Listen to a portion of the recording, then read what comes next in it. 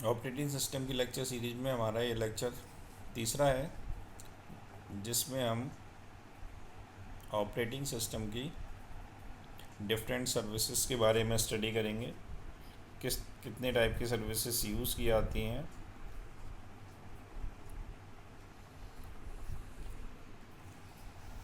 तो ये different type के ऑपरेटिंग सिस्टम सर्विसेज है, वो हमने यहाँ पर दर्शाई हुई हैं। और जो भी ऑपरेटिंग सिस्टम होता है वो यूज़र और प्रोग्राम दोनों को सर्विस प्रोवाइड करता है।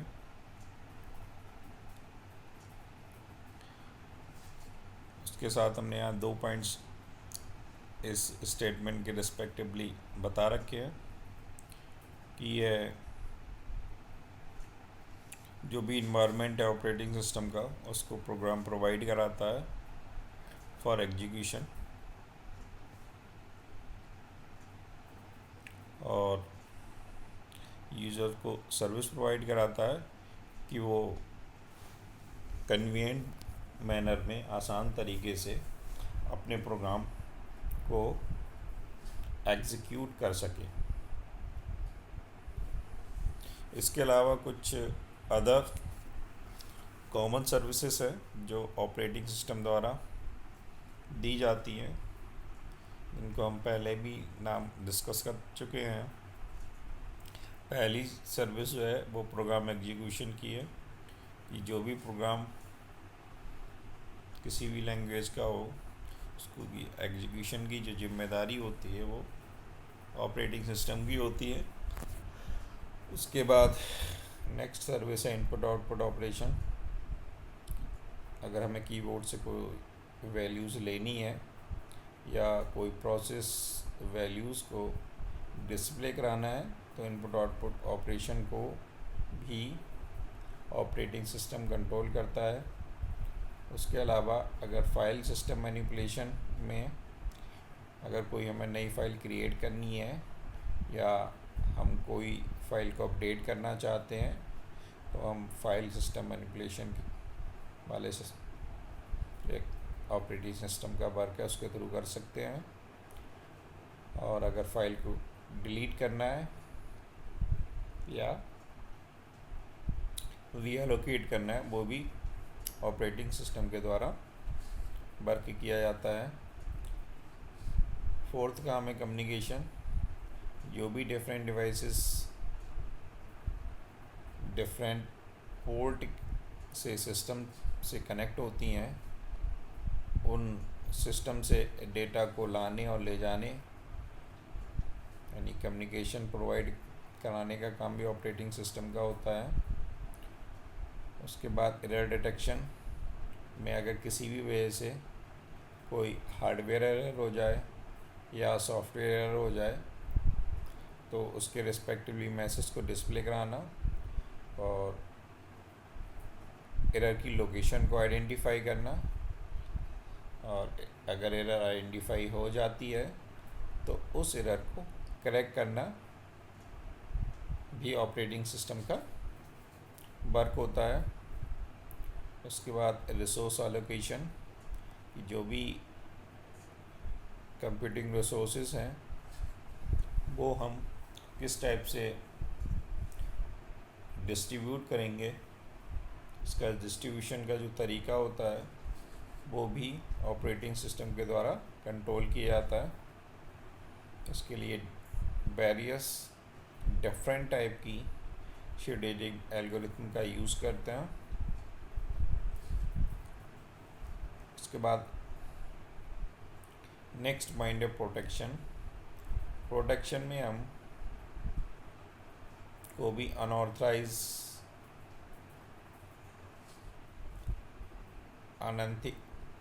ऑथेंटिकेशन वाली सर्विसेज को भी हमें रोकना होता है, कोई अनऑथराइज एक्सेस ना कर पाए रिसोर्सेज को।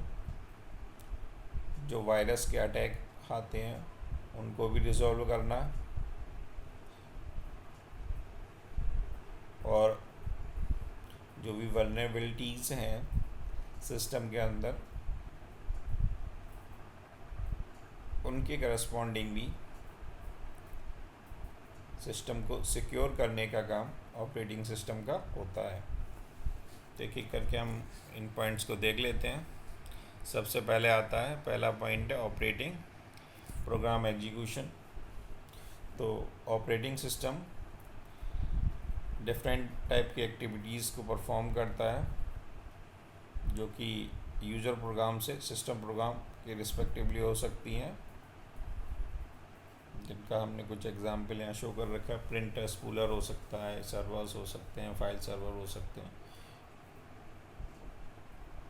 प्रत्येक एक्टिविटी जो है वो इनकैप्सुलेट करती है किसी न किसी प्रोसेस को, और प्रोसेस जो है वो इंक्लूड करता है कंप्लीट एग्जीक्यूशन कंटेक्स्ट को, और उस एग्जीक्यूशन कंटेक्स्ट में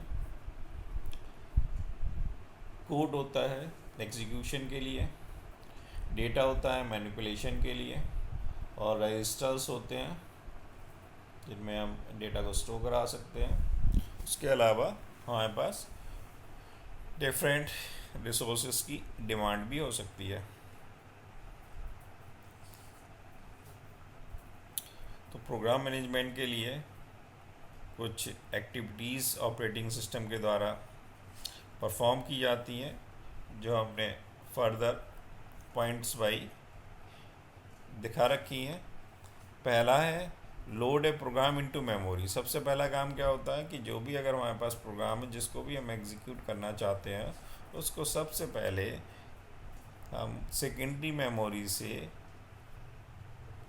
लोड कराएंगे मेन मेमोरी में। तो पहला बात ये है कि जो भी प्रोग्राम है यहाँ पे भी है, या हम राइट अप लिख रहे हैं या कहीं सेव है, तो वहाँ से हमें लेके आना है, उसको मेन मेमोरी में लोड कराना है। पहला फंक्शनैलिटी हो गई ऑपरेटिंग सिस्टम की इसके रिस्पेक्टिवली। फिर उसके बाद उसको एग्जीक्यूट करना है, उस प्रोग्राम को।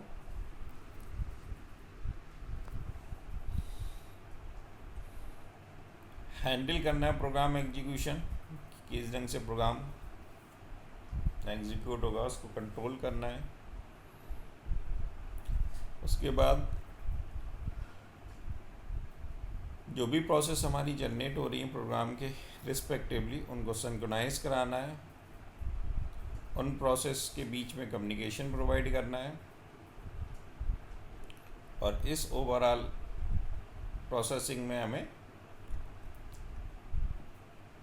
डेडलॉक हैंडलिंग भी परफॉर्म करनी है कि जो भी हमारा जो एग्जीक्यूशन हो रहा है वो डेडलॉक फ्री रहे। ये भी हमें ऑपरेटिंग सिस्टम के थ्रू इंश्योर करना है। उसके बाद ऑपरेटिंग सिस्टम का नेक्स्ट वर्क होता है input output operation.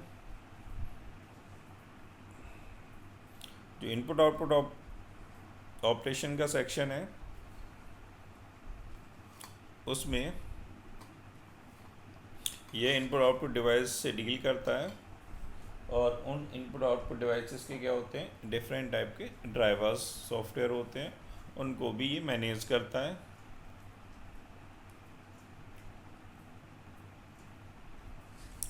Driver hide करते हैं peculiarities of specific hardware device from the user. Users से जो ड्राइवर की डिटेल होती है वो हाइड रहती है, और ऑपरेटिंग सिस्टम यूज़र और डिवाइस ड्राइवर के बीच कम्युनिकेशन को मैनेज करता है, कंट्रोल करता है कि कम्युनिकेशन यूज़र और डिवाइस ड्राइवर के बीच में कैसे होगा।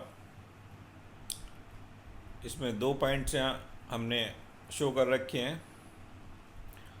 पहला पॉइंट है input slash output operation means read और राइट ऑपरेशन। क्या तो हमें रीड ऑपरेशन परफॉर्म करना है या राइट ऑपरेशन परफॉर्म करना है विद एनी फाइल, किसी भी फाइल से और किसी भी इनपुट आउटपुट डिवाइस पे।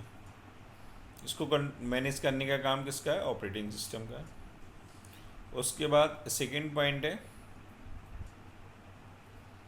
जब कभी भी किसी भी इनपुट या आउटपुट डिवाइस की डिमांड होगी, किसी भी प्रोग्राम के थ्रू डिमांड करी जाएगी किसी भी इनपुट डिवाइस की या आउटपुट डिवाइस की, तब ऑपरेटिंग सिस्टम उन इनपुट आउटपुट डिवाइस की एक्सेसिबिलिटी उस प्रोग्राम को प्रोवाइड कराएगा। मतलब कि वो प्रोग्राम ऑपरेटिंग सिस्टम की हेल्प से इनपुट डिवाइस से डेटा ले सकता है और आउटपुट डिवाइस पर डेटा सेंड कर सकता है। ये भी ऑपरेटिंग सिस्टम के द्वारा वर्क किया जाता है। तीसरा वर्क है, सर्विस है फाइल मैनिपुलेशन।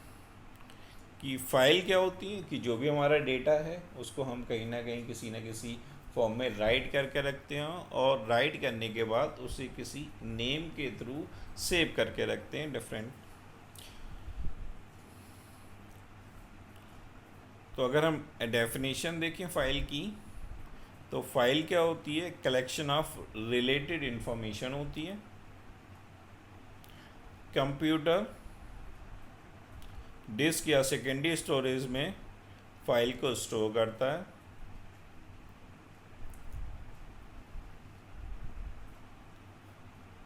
किस लिए करता है स्टोर, कि बहुत टाइम तक वो डेटा हमारे पास स्टोर रहे, for long term storage purpose. और जब भी हमें ज़रूरत हो तो हम उस डिवाइस को सिस्टम पर अटैच करके उस डेटा को वहाँ से ले लें। और जो डिफरेंट टाइप की स्टोरेज मीडिया या डिवाइसेस जो यूज़ होती हैं इसमें, उसमें मैग्नेटिक टेप यूज़ किया जाता है, मैग्नेटिक डिस्क यूज़ करी जाती हैं, और आजकल जो यूज़ करी जाती हैं वो सीडी, डीवीडी या पेन ड्राइव, इनका यूज़ करते हैं डेटा को स्टोर कराने के लिए। इसी टाइप से जो भी हमारे पास मीडिया हम यूज़ कर रहे हैं, सीडी, डीवीडी या पेन ड्राइव या मैग्नेटिक डिस्क, उनकी खुद की प्रॉपर्टीज़ होती हैं डिफरेंट टाइप की। वो प्रॉपर्टीज़ क्या इंडिकेट करती हैं, उन डिवाइसेस की स्पीड को इंडिकेट करती हैं, उनकी कैपेसिटी को इंडिकेट करती हैं, डाटा ट्रांसफ़र रेट को इंडिकेट करती हैं कि डेटा किस रेट में ट्रांसफ़र होगा, और उस डेटा को एक्सेस करने के कौन से मेथड हैं उनको इंडिकेट करती हैं। सेकेंड पैराग्राफ में बता रखा है यहाँ पर कि कोई भी जो फाइल है वो नॉर्मली डायरेक्टरीज के फॉर्म में ऑर्गेनाइज होती है, और उसी के थ्रू हम नेविगेशन कर पाते हैं डायरेक्टरीज के थ्रू, और यूज़ कर पाते हैं उनका। इसका मतलब क्या हुआ कि अगर हमें कोई डेटा वहाँ से लेना है तो हम ले भी सकते हैं उन डायरेक्टरी से, और डेटा अगर हमें किसी दूसरी डायरेक्टरी में सेंड करना है तो हम सेंड भी कर सकते हैं। और इन्हीं डायरेक्टरीज में डिफरेंट टाइप की फाइल्स रहती हैं और अदर टाइप के डायरेक्शंस रहते हैं। यहाँ हमने कुछ पॉइंट्स वाइज ऑपरेटिंग सिस्टम की एक्टिविटीज़ बता रखी हैं जो फाइल मैनेजमेंट में प्रयोग की जाती हैं। पहला है, program need to read a file और राइट ए फाइल। क्या यहाँ पर क्या हो सकता है, प्रोग्राम फाइल को रीड कर सकता है और फाइल में डेटा लिख भी सकता है, राइट भी कर सकता है।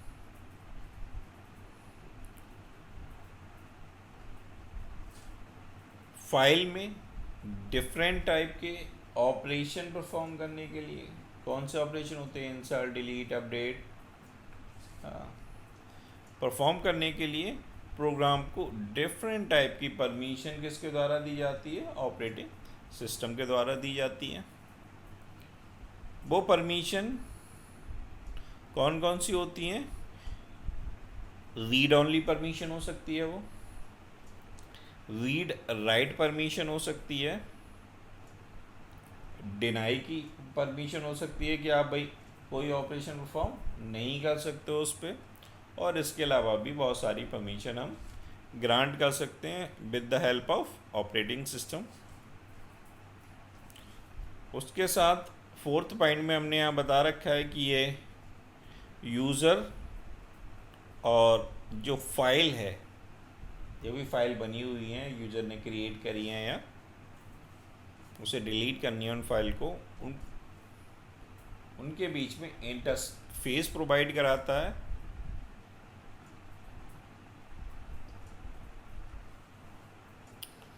उसके बाद सिमिलर तरीके से ये यूज़र और डिफरेंट डायरेक्टरीज में जो भी ऑपरेशन परफॉर्म करने हैं उनके बीच में भी इंटरफेस प्रोवाइड कराता है।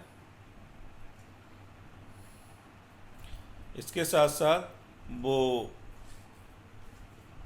फाइल सिस्टम का अगर हम बैकअप लेना चाहते हैं या कोई बैकअप क्रिएट करना चाहते हैं उसी सिस्टम में, तो उसके लिए भी ऑपरेटिंग सिस्टम डिफरेंट टाइप की फंक्शनैलिटीज़ देता है और इंटरफेस प्रोवाइड कराता है, जिससे हम आसानी से उन फाइल्स का बैकअप ले सकते हैं। तो ये फाइन मैनिपुलेशन की फंक्शनैलिटी थी जो कि ऑपरेटिंग सिस्टम के द्वारा की जाती है। नेक्स्ट आता है कम्युनिकेशन। अगर सिस्टम सिंगल है तो हम आसानी से डिफरेंट डिवाइसेस के बीच में ऑपरेटिंग सिस्टम की हेल्प से कम्युनिकेट कर लेते हैं। अगर सिस्टम डिस्ट्रीब्यूटेड है और बहुत सारे प्रोसेसर्स वहाँ लगे हुए हैं तो वो ना ही मेमोरी शेयर करते हैं,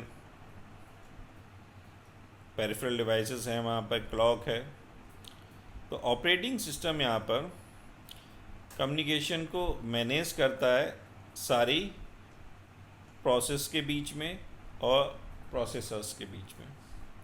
मल्टीपल प्रोसेस यहाँ पर कम्युनिकेट कर सकती हैं एक दूसरे से with the help of communication line और नेट पर। जो भी नेटवर्क्स की टोपोलॉजी हैं या कम्युनिकेशन लाइन है जिनको हम बोलते हैं बस, उनकी हेल्प से आप कम्युनिकेशन कर सकते हो। ये कम्युनिकेशन। इसके अलावा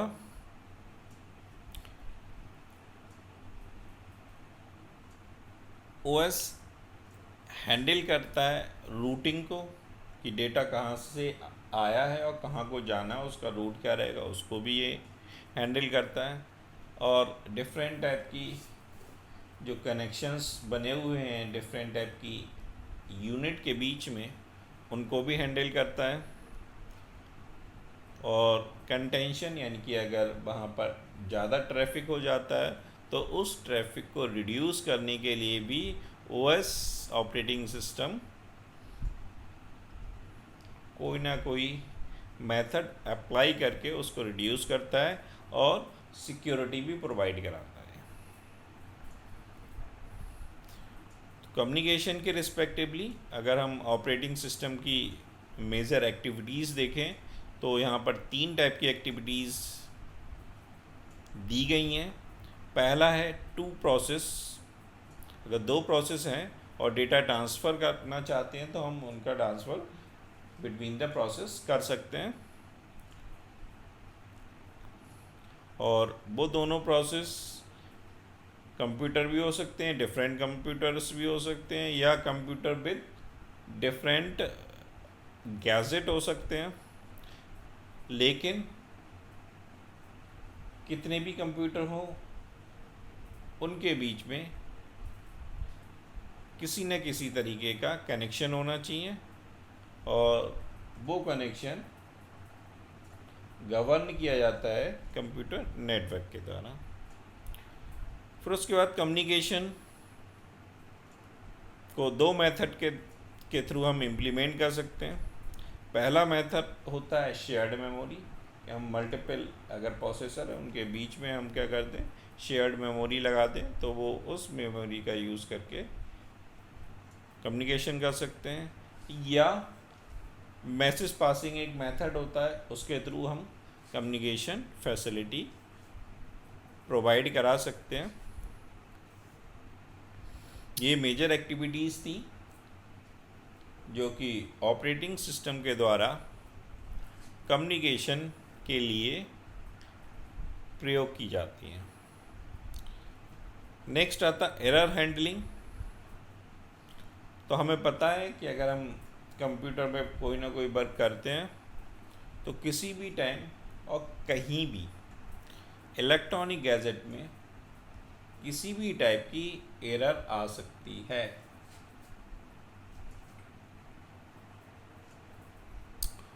वो एरर हार्डवेयर की भी हो सकती है और सॉफ्टवेयर की भी हो सकती है। तो जो एरर्स होती हैं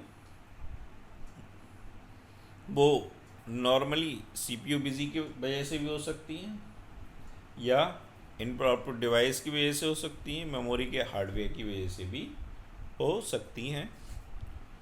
तो कुछ हमने मेजर एक्टिविटीज़ यहाँ पर शो कर रखी हैं जो कि एरर हैंडलिंग परफॉर्म करती हैं। इसमें पहली कंडीशन ये है कि ऑपरेटिंग सिस्टम जो है कंटिन्यूसली कुछ टाइम गैप के बीच में बार बार इन पॉसिबल एरर को चेक करता रहता है, और यदि ऑपरेटिंग सिस्टम को इस टाइप की एरर फाइंड आउट होती हैं तो वो करेक्शन के लिए एप्रोप्रिएट एक्शन परफॉर्म करता है, जिससे कि हमें कंसिस्टेंट कंप्यूटिंग की फैसिलिटीज़ मिलती रहे। उसके बाद आता है रिसोर्स मैनेजमेंट। रिसोर्स मैनेजमेंट में क्या है कि अगर हमारे पास मल्टीपल रिसोर्सेज हैं और मल्टीपल यूज़र्स वर्क कर रहे हैं, इसका मतलब क्या हुआ कि हम एक मल्टी यूज़र या मल्टी टास्किंग इन्वायरमेंट में अगर ऑपरेटिंग सिस्टम वर्क कर रहा है तब उसे डिफरेंट टाइप के रिसोर्सेज की रिक्वायरमेंट होती है। वो रिसोर्सेज मेमोरी हो सकती है, सीपीयू हो सकते हैं, फाइल हो सकती हैं, जो भी एलोकेट हमें करने हैं डिफरेंट प्रोसेस पे, टास्क पे, जो कि रन करे जा रहे हैं डिफरेंट प्रोसेसर्स पे। तो कुछ एक्टिविटीज़ जो ऑपरेटिंग सिस्टम के द्वारा परफॉर्म करी जाती हैं रिसोर्स मैनेजमेंट के लिए, वो हमने यहाँ 2 पॉइंट्स में डिफ़ाइन कर रखी हैं। पहला पॉइंट है कि ऑपरेटिंग सिस्टम जो है वो सारे रिसोर्सेज को मैनेज करता है शेड्यूलर की हेल्प से। एक शेड्यूलर क्या है, एक टेक्निक है जिसकी हेल्प से जितने भी रिसोर्सेज हैं ऑपरेटिंग सिस्टम के उन सबको मैनेज करता है। उसके बाद सीपीयू शेड्यूलिंग एल्गोरिथम होती हैं जो सीपीयू के यूटिलाइजेशन को गवर्न करती हैं, उनको भी ऑपरेटिंग सिस्टम मैनेज करता है।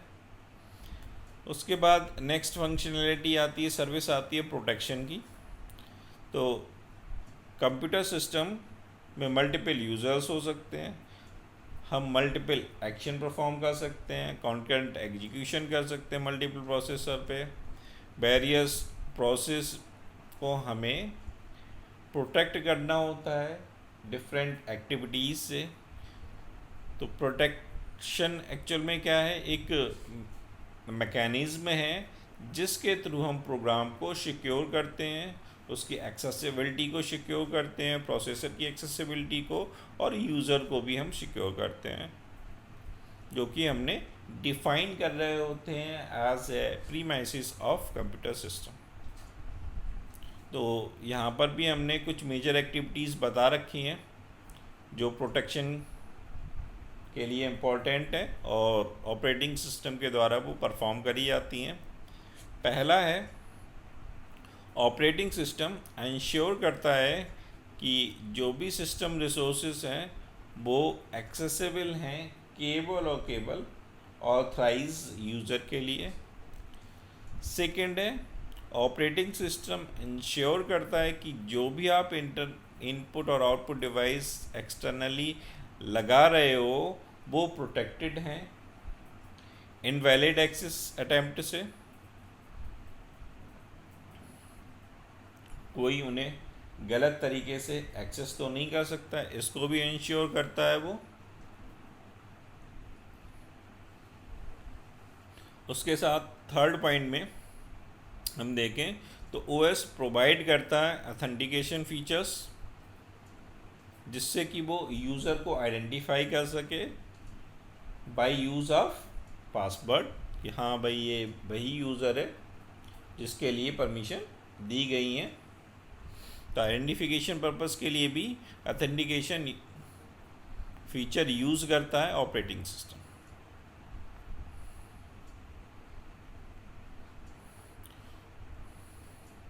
तो यही हमारे आज के लेक्चर की डिफरेंट टाइप की सर्विसेज थी जो कि ऑपरेटिंग सिस्टम के द्वारा प्रयोग करी जाती हैं।